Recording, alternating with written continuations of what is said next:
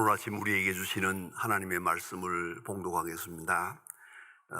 신약 성경 고린도전서 3장 1절로 9절 말씀 되겠습니다. 신약 성경 265면입니다. 265면 고린도전서 3장 1절부터 봉독하게 됩니다. 이 계시의 말씀을 봉독할 때에 다 함께 하나님의 음성을 들으실 수 있기를 바랍니다. 형제들아, 내가 너희에게 신령한 자들을 대함같이 너희에게 말할 수 없어서 육신에 속한 자 곧 그리스도 안에서 어린아이들을 대함같이 하노라.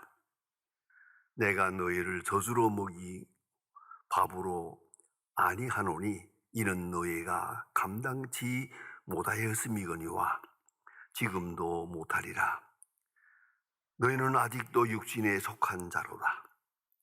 너희 가운데 시기와 분쟁이 있으니 어찌 육신에 속한 사람을 따라 행함이 아니리요.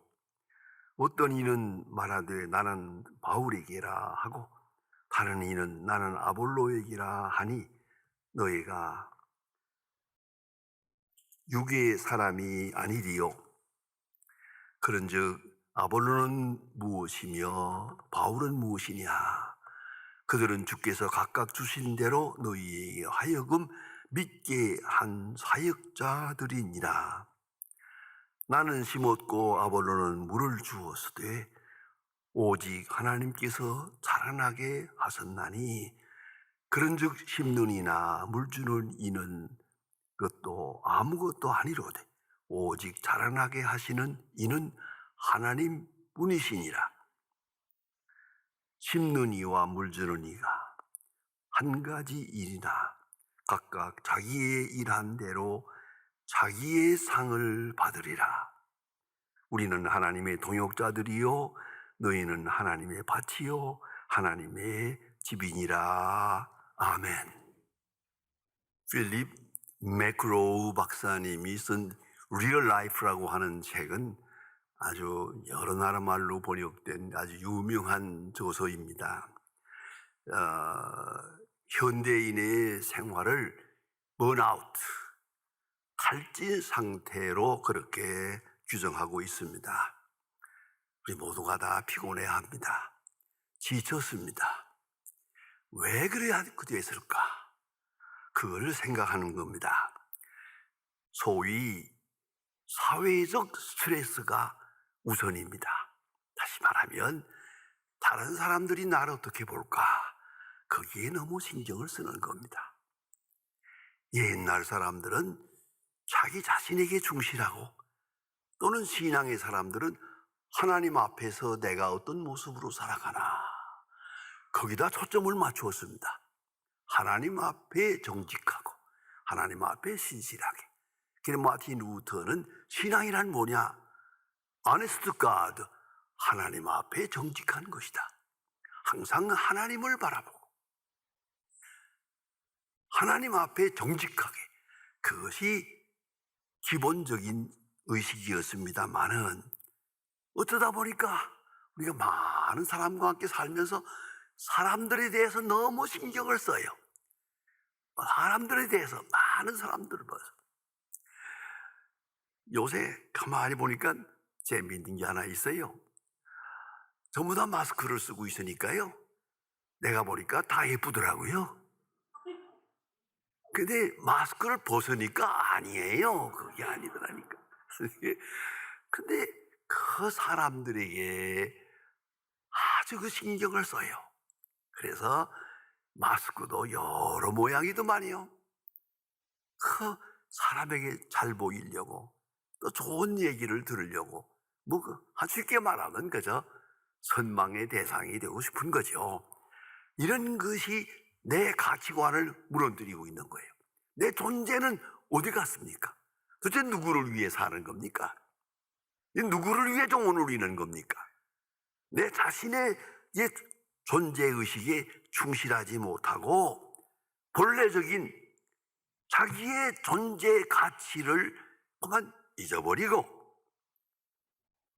사회적 가치, 다른 사람과의 관계, 다른 사람으로부터 오는 어떤 평가, 여기에 그만 너무 많은 신경을 써서 그만 자기 자신을 잃어버리게 됐다 하는 것입니다.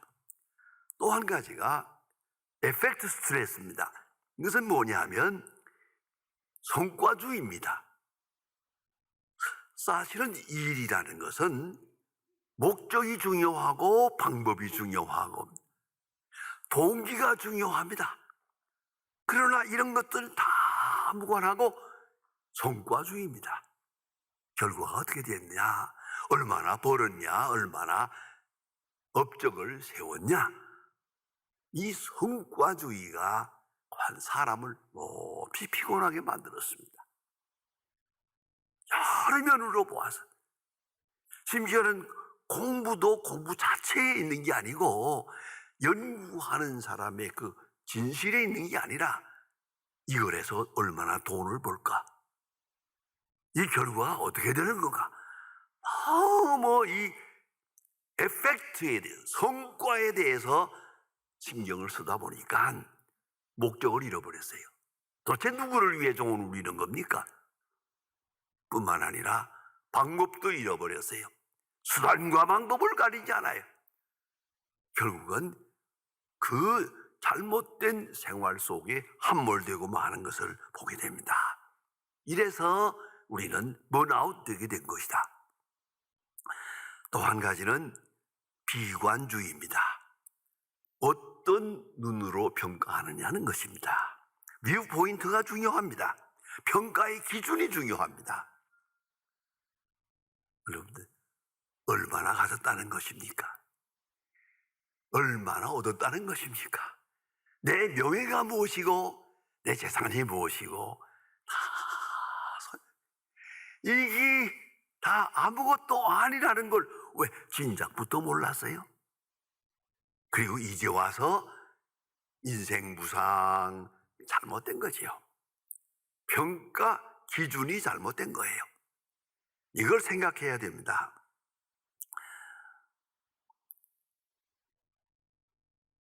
본문의 말씀은 인간을 간단하게 딱 한마디로 요약합니다. 사역자라고. 나는 한 사역자가 되었노라. 사역자라. 사도 바울은 어머니의 태로부터 택정을 받아 이방인의 사도가 되었노라. 도대체가 세상에 태어날 때부터 이방인의 사도가 되기 위해서 태어났고 어머니의 태로부터 그러한 존재로 나는 일생을 살고 있다.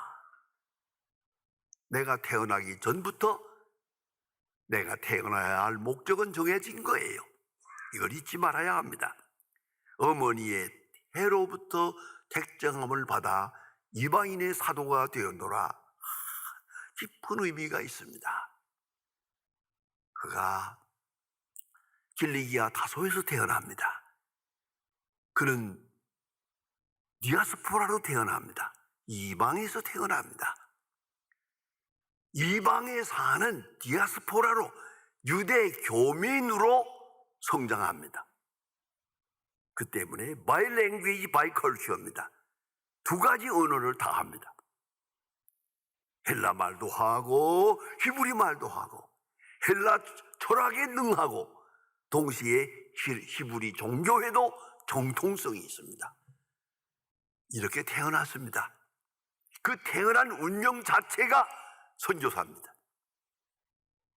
그가 이방인에서 태어난 사람이 아니라면 그는 이방인의 선교사가 될 수가 없습니다. 사도 바울이야 이렇게 크게 역사하고 있는데 그 뒤에 베드로가 있습니다. 베드로가 예루살렘 교회의 수장입니다. 많은 그는 이방 사람들에게 전도할 수가 없어요. 왜요? 헬라 말을 못하기 때문에, 헬라 문화에 익숙하지 못하기 때문에. 그런 거로 사도 바울은 길리기아 다소에 태어날 때부터 그 자체가 선교사로 태어났고 하나님의 사람으로 부름받았다 하는 것을 스스로 깨닫고 이렇게 고백합니다. 어머니의 태로부터 택정함을 받아. 얼마나 놀라운 얘기입니까? 그리고 일생을 사는 겁니다. 그런가 하면 그는 때로 이렇게도 말합니다. 만삭되어 나지 못한 자 같은 나에게도 나타났다. 귀한 말입니다. 만삭되어 나지 못한 자, 질삭중이란 말이거든요. 어리벌벌하고 시원치 않다는 얘기죠. 만삭되어 만달되지 못하게, 만삭되어 나지 못한 자 같은 나, 그게 자기 평가입니다. 나는 이런 존재다. 어수룩하고 시원치 않고 모든 면에서 만삭되어 나지 못한 자 같은 나 같은 이런 부족한 자. 부활하신 예수님께서 나를 만나 주셨다. 거기서 자기 존재의 가치가 살아나는 것입니다. 오직 부름 속에서, 그 소명 속에서, 하나님의 선택 속에서, 특별한 선택의식 속에서 존재의식을 가집니다. 그리고 일생을 사합니다. 그가 어떤 일을 당하느냐, 그건 뭐 중요하지 않습니다.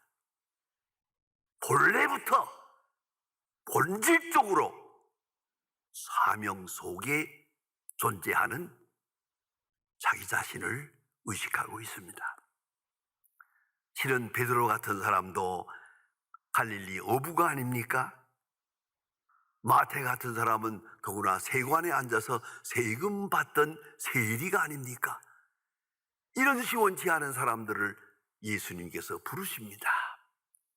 그 불렀다는 자체가 중요합니다.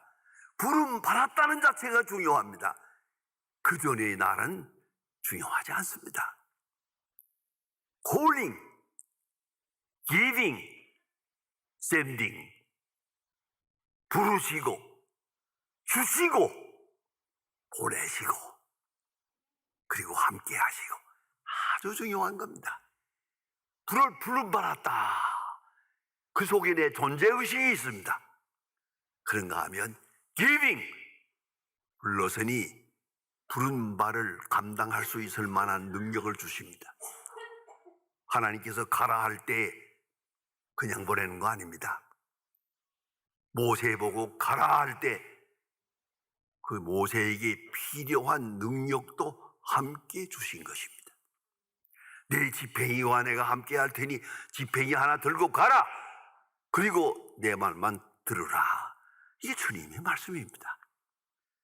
주께서 택하시고 주께서 보내실 때 공수로 보내는 거 아닙니다.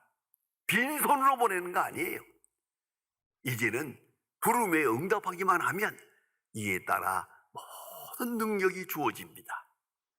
능력이 주어진다는 거 잊지 말아야 합니다. calling, giving, 그 다음에 sending, 보내십니다. 그럼 보낼 때 혼자 가나요?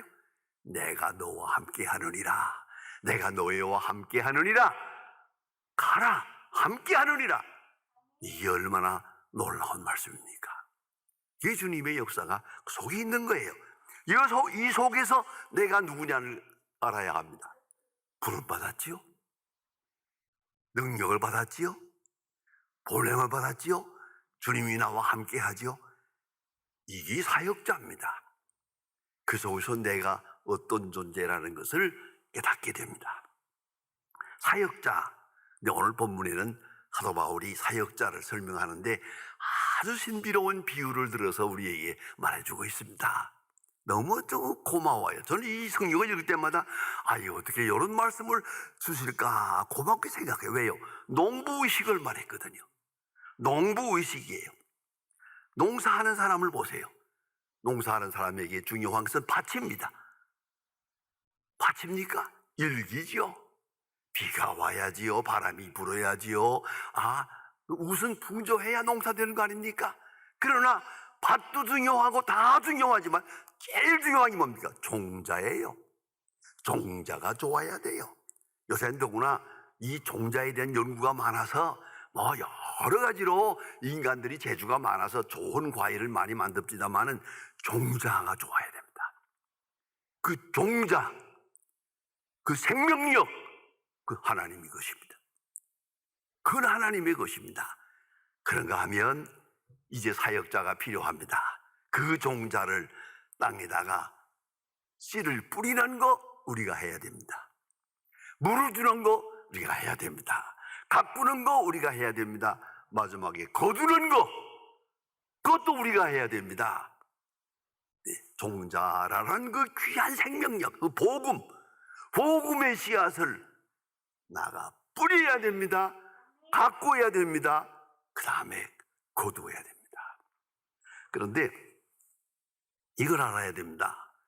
종자를 주시고 그 종자가 자라서 열매를 맺도록, 과실을 맺도록까지 역사하는 모든 일을 하시는데, 자, 이 사역자가 필요합니다.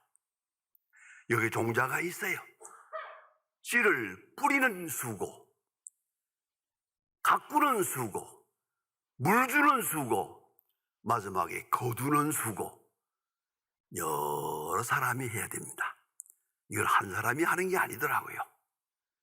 농사꾼들은 한 사람이 많이 합니다만은, 그러나 예수님께서도 말씀하셨어요. 심는 자와 거두는 자가 다르다. 복음을 전해서 심는 자가 다르고 거두는 자가 다르다. 그렇습니다.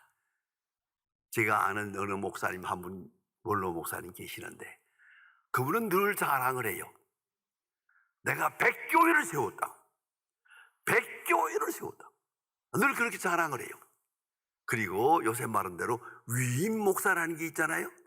옛날에는 위임식이 없었어요. 그러나 특별히 이분은 그래요. 난 위임식을 해본 일이 없어.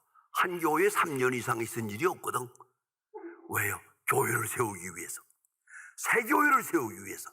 여기서 세우고 또 다른 교회 세우고 또 다른 세우고 이렇게만 하니까 이 사람은 씨를 뿌리는 사람이에요. 돌아다니면서 씨를 뿌리기만 하고 그 뒤는 다른 사람이 가꾸는 거예요. 다른 사람이 거두는 거예요. 보세요. 뿌리는 자와 거두는 자가 다른 거예요. 요새는 우리가 한 교회에서 몇 년 있었다 그러지 않습니까?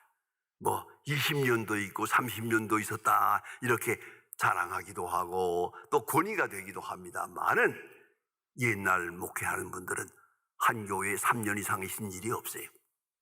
열심히 다니면서 뿌려.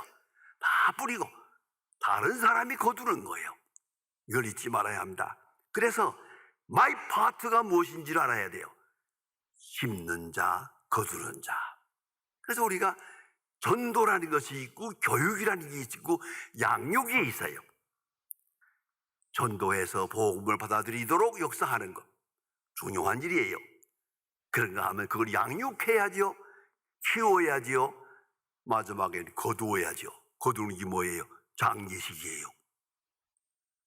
거기까지 그러니까 역할이 다릅니다. 다른 기능을 가지고 있어요.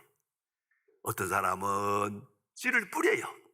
어떤 사람은 물을 줘요. 어떤 사람은 김을 매요.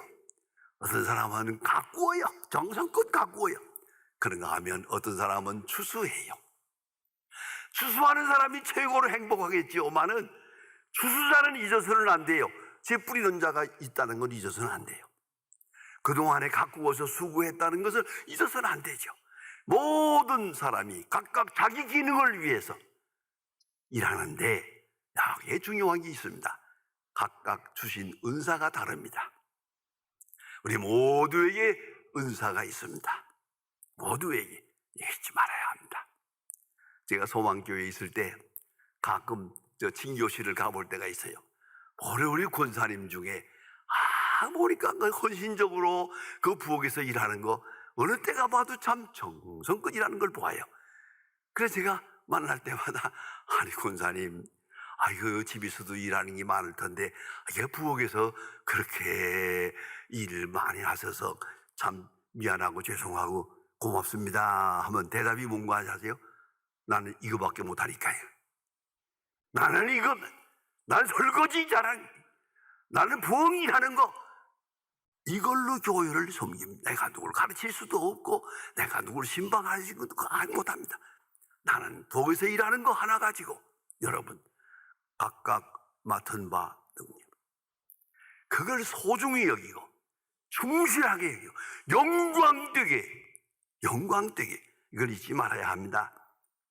심는 자의 의식, 추수하는 자의 의식, 동시에 꼭 알아야 할 것이 있습니다.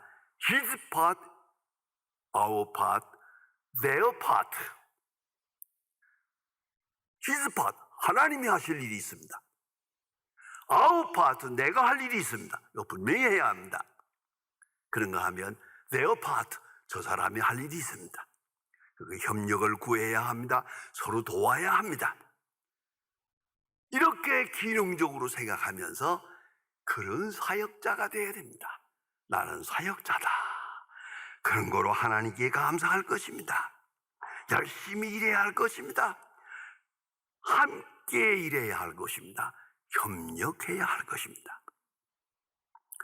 이런 얘기가 있습니다. 여러분 건강 때문에 여러분들 많이 애씁니다만은 건강의 비결이 뭐냐고요? 많은 목사님들이 제게 물어봐요.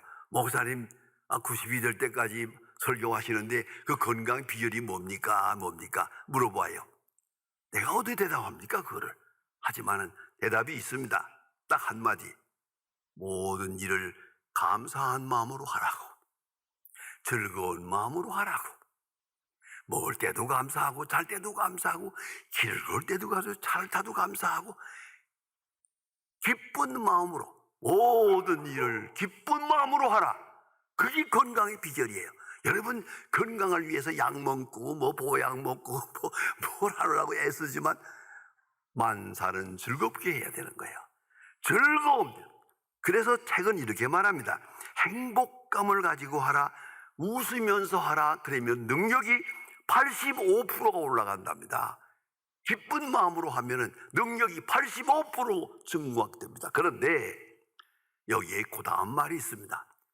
깨달음이라는 게 있어요. 깨달음은 웃음보다도 4배의 엔돌핀이 나온답니다. 내가 좋은 일에 웃기도 하고 감사하기도 합니다만은 깨달아요. 이것이 축복이다. 이것이 은혜다. 하나님이 나와 함께 하신다. 하나님이 나를 사랑하신다. 하나님 앞에 나는 소중한 존재다. 깨닫는 순간 그 깨달음이 올 때 웃는 것보다도 4배나 엔돌핀이 확 올라간다는 거예요. 그러면 웬만한 병은 다 이길 수가 있는 거예요. 이 병을 병원에 가서 고치는 건 옛날 얘기입니다. 문제는 심령이 건강해야 몸이 건강할 수가 있는 겁니다. 그걸 잊지 말아야 합니다. 사도 바울은 그래서 오늘 본문에서 귀한 말씀을 합니다. 10절에 가보면 내게 주신 은혜를 따라. 내게 주신 은혜. 하나님이 내게 주시면 아니 내게만 주신 은혜. 그게 무엇인 줄 알아야 합니다. 똑바로 알고 이에 응답할 때 그에게 행복이 있고 그에게 건강이 있고 그에게 축복이 있는 겁니다. 사역자는 늘 감사합니다. 불러주신 하나님께 감사합니다. 나와 함께 하신 하나님께 감사하고 그 속에서 존재의식을 스스로 만족해 합니다. 그리고 오늘 성경 한 절 우리 마음속에 깊이 다가옵니다. 저들은 다 자기 상을 받았느니라. 자기 상을 받았느니라. 자기 상을 받게 될 것입니다. 여러분이 어떤 마음으로 사역했는지, 어떤 마음으로 하나님 앞에 살아왔는지를, 어느 마음 하나님 앞에 사역자로 살았는지를 평가해서 자기 상을 받게 될 것입니다. 그걸 잊지 말아야 합니다. 이 사역자의 상을 바라보는 사람은 언제나 행복합니다. 행복에 넘치고 감사와 찬송으로 일관합니다. 사역자, 나는 하나님의 사역자다. 하나님의 손에 들려 쓰여지는 존재다. 그 의식으로 새롭게 출발을 할 수 있기를 바랍니다. 기도하십시다. 이 프로그램은 여러분의 미디어 선교 후원으로 제작되었습니다. 선교는 사명, 후원은 동역. 당신도 복음을 전할 수 있습니다. 선교 후원 02-6333-1003번